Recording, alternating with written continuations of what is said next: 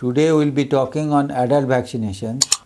This topic is intended for the general physicians and the people at large. To most people, this vaccination means is a childhood vaccinations. The pediatrician normally gives a vaccination card. Once the family sees that the vaccination card is complete, the family thinks that the vaccination is over. But this is not correctly so. So there are a lot of vaccinations which are necessary in adult age beyond 18 years up to the end of life. So I will be talking on the few vaccinations which are very important in particularly in elderly age population. And even today in the corona epidemic, there is a certain role in all these vaccinations. So let us start with few vaccinations which are necessary in adulthood. For example, inactivated influenza vaccine. If we give influenza vaccination, that can be given to everyone over 18 years of age, particularly those who are beyond 50 years of age. And in them if we give the yearly influenza vaccines, there is a substantial reduction in morbidity and mortality. There is a huge reduction in mortality simply by giving influenza vaccines every year. And every year the influenza vaccine is updated for that year. That includes the new strains for the influenza vaccines and new viruses. For example, H1N1 virus, once the vaccines for that virus is approved, it is included into the older influenza vaccines. So in newer vaccine generations, they contains all the necessary vaccines, approved vaccines for against the influenza group of viruses. So only one single influenza vaccines covers a lot of things, and everybody should receive that influenza vaccines beyond say 50 years, mandatory. Even before that is helpful.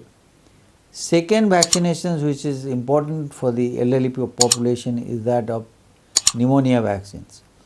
There are two types of pneumonia vaccines are available right now.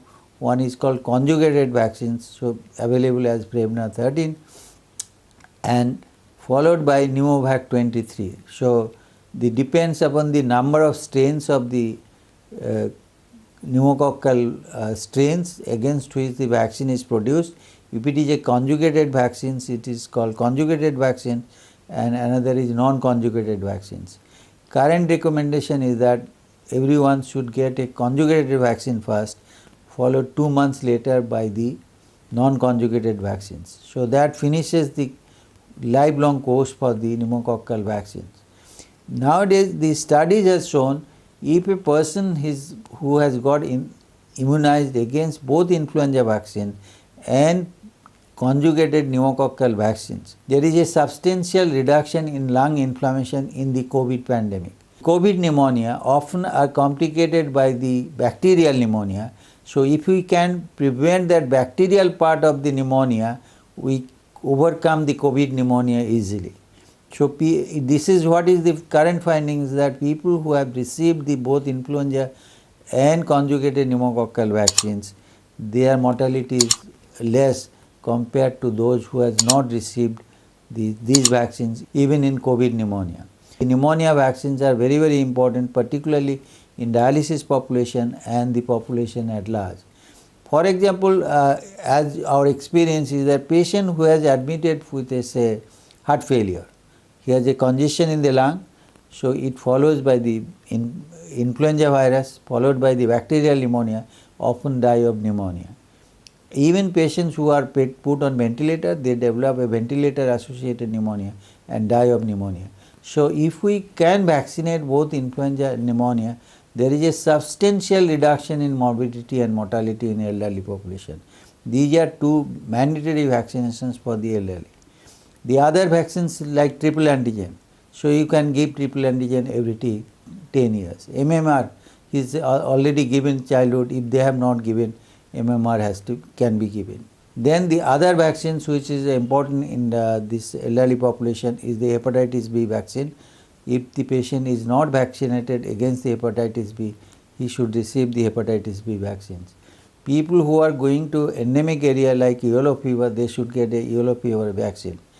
Similarly, the other vaccines are the called meningococcal and H influenza vaccines. These are particularly targeted to people who are receiving anti-B cell or anti-plasma cell therapy, or patients who has got functional asplenia, or spleen is not there, or there is a functional absence of splenic function. So these are the few vaccines, and the other vaccines is the last is that herpes zoster vaccine. It is now projected that if we live longer, almost everyone, 90% of the population will have herpes zoster at some point of time. Even if a person has got a chicken pox or a herpes zoster infection, he or she still will have a herpes zoster vaccine, and that will prevent the recurrence of herpes zoster and future morbidity and mortality. So in short, in elderly population, there is a large number of vaccines which helps in reducing mortality and morbidity.